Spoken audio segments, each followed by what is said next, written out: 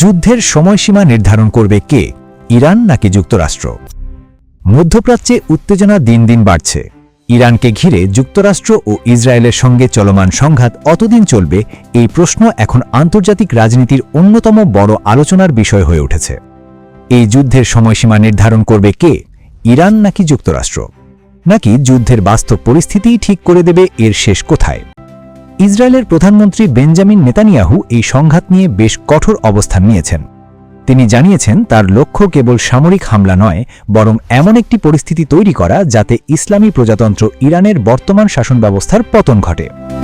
নেতানিয়াহুর মতে শুধু ইরানের শীর্ষ নেতৃত্বকে লক্ষ্য করে হামলা চালানোই এই যুদ্ধের উদ্দেশ্য নয়, বরং এই সামরিক চাপের মাধ্যমে ইরানের বর্তমান সরকারের অবসান ঘটিয়ে একটি নতুন ও বন্ধুত্বপূর্ণ ইরান প্রতিষ্ঠার সুযোগ তৈরি করা সম্ভব।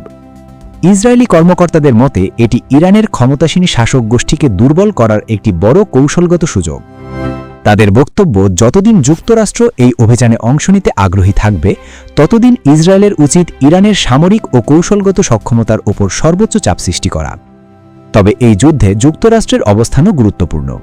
মার্কিন প্রেসিডেন্ট ডোনাল্ড ট্রাম্প প্রশাসনের সঙ্গে প্রকাশ্যে কোনো বিরোধের কথা বলেননি নেতানিয়াহু। কিন্তু বিশ্লেষকদের মতে যুক্তরাষ্ট্র এই যুদ্ধকে নির্দিষ্ট কৌশলগত লক্ষ্য অর্জনের মাধ্যমে সীমিত সময়ের মধ্যে শেষ করতে চাইতে পারে। ইসরায়েলের পররাষ্ট্রমন্ত্রী গিডিয়ন সার বলেছেন তাদের সরকার ইরানের সঙ্গে অন্তহীন যুদ্ধ চায় না। তিনি জানান, যুদ্ধ শেষ করার সঠিক সময় নিয়ে তারা যুক্তরাষ্ট্রের সঙ্গে সমন্বয় করবে। তবে যুদ্ধ কখন শেষ হতে পারে সে বিষয়ে তিনি কোনো নির্দিষ্ট সময় উল্লেখ করেননি। অন্যদিকে ইরানের অবস্থান সম্পূর্ণ ভিন্ন। ইরানি কর্মকর্তারা বলছেন এই যুদ্ধ কতদিন চলবে তা তেহরানই নির্ধারণ করবে। তাদের দাবি, ইরানের সেনাবাহিনী এবং নিরাপত্তা বাহিনী দীর্ঘমেয়াদী যুদ্ধের জন্য প্রস্তুত রয়েছে। ইরানের শক্তিশালী সামরিক বাহিনী ইসলামিক রিভলিউশনারি গার্ড কর্পস বা আইআরজিসি বলছে তারা আরও উন্নত অস্ত্র ব্যবহার করে পাল্টা হামলা চালিয়ে যেতে প্রস্তুত। কাতার ভিত্তিক সংবাদ মাধ্যম আল জাজিরার তেহরান প্রতিনিধি জানিয়েছেন, রাজধানীর কেন্দ্রস্থলে সাম্প্রতিক হামলার পর সেখানে আকাশ প্রতিরক্ষা ব্যবস্থা সক্রিয় হতে দেখা গেছে।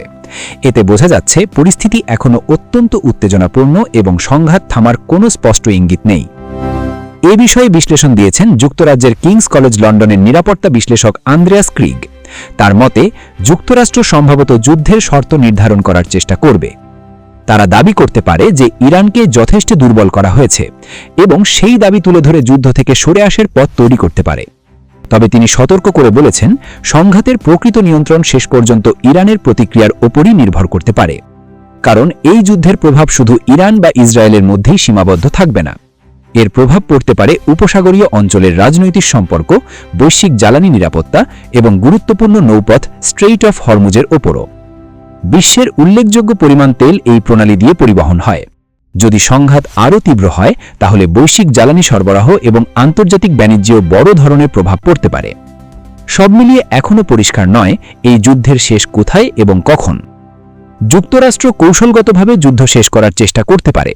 ইসরায়েল চাইতে পারে ইরানের শাসন ব্যবস্থাকে দুর্বল করতে, আর ইরান বলছে যুদ্ধের সময়সীমা নির্ধারণের ক্ষমতা তাদের হাতেই। অর্থাৎ এই সংঘাতের ভবিষ্যৎ এখনও অনিশ্চয়তার মধ্যেই রয়ে গেছে। দর্শক, এই পরিস্থিতি নিয়ে আপনার কি মতামত? আপনার মতে এই যুদ্ধের সময়সীমা নির্ধারণ করবে কে, ইরান, যুক্তরাষ্ট্র নাকি আন্তর্জাতিক কূটনীতি? আপনার মতামত জানাতে পারেন কমেন্টে।